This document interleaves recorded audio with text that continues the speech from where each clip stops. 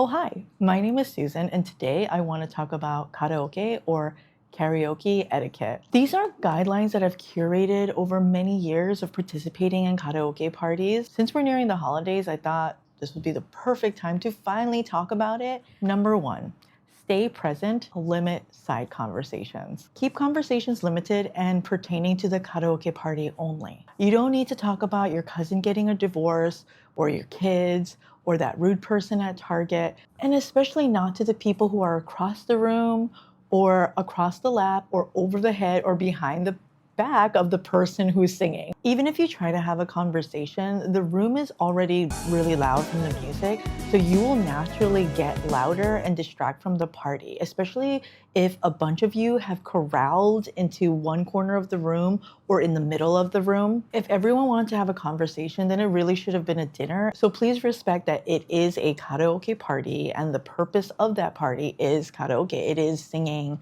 and that is the main event of the party. Number two, be ready to sing at least one song. Now, I totally get it if singing in public is not your thing. That's okay. But I do think that you should at least have just one song, a favorite song that you have that you're sort of good at singing, or like maybe talk singing or rapping. Just keep that in your back pocket just for these occasions. You can also join a crowd-pleasing song like Bohemian Rhapsody, or even softly sing along to a chorus that you're familiar with in any other song. If it's not your thing, I would just advise to just opt out of it, because you're gonna get bored and you're gonna end up having conversations with the people who are seated closest to you. So refer to guideline number one and just don't do that. Number three, don't sing over the person who picked the song. If someone picks a song and you didn't think of it during your song selection process, of course you're gonna be like, woo, and scream, like, that's my song. But technically it isn't your song because you didn't pick it. Don't steal the mic or grab the other mic and sing over the person who picked it. Unless the person who picked the song invites you to sing the song with them, the volume of your voice should match the level of their voice, if not be softer than theirs. So your role here is the backup singer. You can harmonize, you can sing all the other parts, but not the main part. And if you do sing the main part, you need to be softer than the main singer. Number four, don't hog the mic.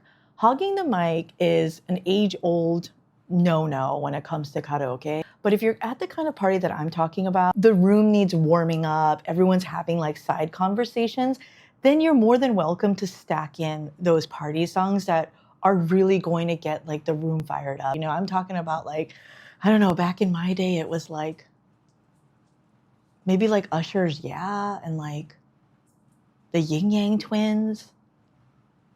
I'm regretting even doing this video because I fear that it's really aging me. Warm up the room, get everyone raring to go, and when people are ready, then, you know, pull back and let everyone get their songs in before you put your songs in again. And don't stack in like 17 songs while you're doing this either. Just a couple of good party songs works. Number five, share the songbook. Try to set a time limit. I'm like that, not literally like set a timer on your phone, but just like kind of be mindful of how long you're taking to look at the songbook, because I find that, you know, there are other people in the room who need to look through the songbook to pick their songs. And I find that like people use the songbook as a security blanket because they don't want to sing, and they're kind of like sifting through the pages and they don't know which one to pick. They kind of just like hold the book hostage for the entire night. For like the duration of the party, everyone's sort of like looking to them. Mark, did you pick your song yet? Like, what's going on? Like, hours have gone by, Mark hasn't sung. Just share the songbook. You know, we all need to know the code. We don't know them by heart. Okay, even if you haven't found something yet, just pass it along for now. You can use your Spotify, your Apple Music, your what have you, and you can like look for a song that way. You don't need to like hold on to the songbook. Keep a mental list of some of the songs that you picked out just from that quick little search up. Once it's made its lap around the room, once you get the songbook back, you can look up all of those songs faster. Number six, pay for the songs you sing. Typically it costs $1 to $2 per song. And if you're going to stack in like 7 songs, like that's eating up the credit. Just keep in mind how many songs you're singing, and you can just contribute that towards the person who contributed towards the credits, or like loaded the machine, and you can give that to them in cash, Venmo them, Cash App, whatever you use, or contribute towards the food and drinks. It depends on like how your group works out those things. Some people are like totally okay with you just like buying them a drink or like, buying the room around the drinks or like contributing to bringing a pizza or something like that. And I know it gets muddied, but like it definitely depends on your friendship circle and like how that works for you. But just keep in mind of like how many you're loading in. Number 7, and this is a big one for me. Don't talk to the singer, for the love of God. Do not talk to the singer in the middle of their song. I didn't think I'd have to say this one out loud because it's common sense, but it just happened way too often that like it just had to be said. This might be specific to me, but I've gone to Korean karaoke bars and like the rooms are set up where you have your own machine in the room and you control it with this like giant remote control. And the keyboard is usually in like Korean and English. It just depends on the establishment. But for some strange reason, the people I've gone with tend to only see the Korean. So then they think that I'm the only one who can control it. So I will be in the middle of my song and I'm not even talking about anyone waiting for like the intermission in the song. Okay. Like I'm smack dab in the middle of the chorus or like just like that big moment. Right.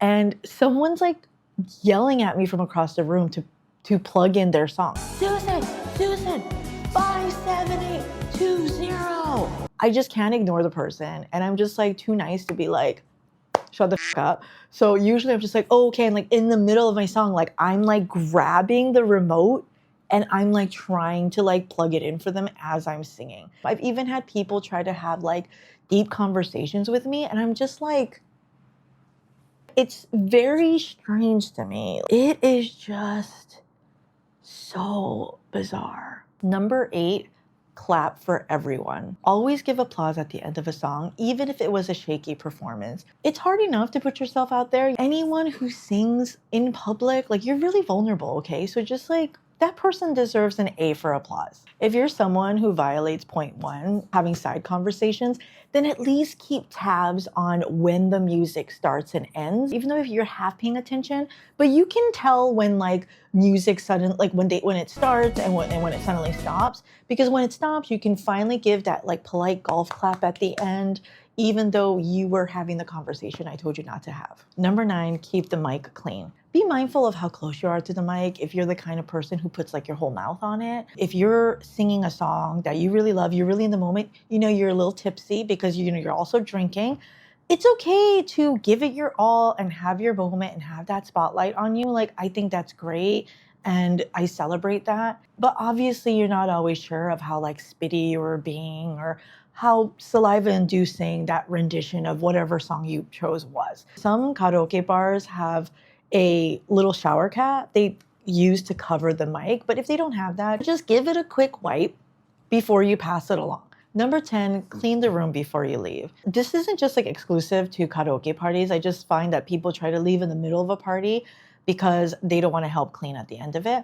So this is especially for rooms that you've rented and you can bring your own food and drinks and people will try to leave early. And, and I totally get it. Like when you've been partying and especially if you've been drinking, you can't even fathom like the cold reality of like the lights going on, the disco light turns off and you have to like help clean up. Firstly, like just don't make a mess of the room during the party. And secondly, like just like try to stay and help near the end. You're not at karaoke parties for long. Like at most they're like 4 hours. I guess that sounds long.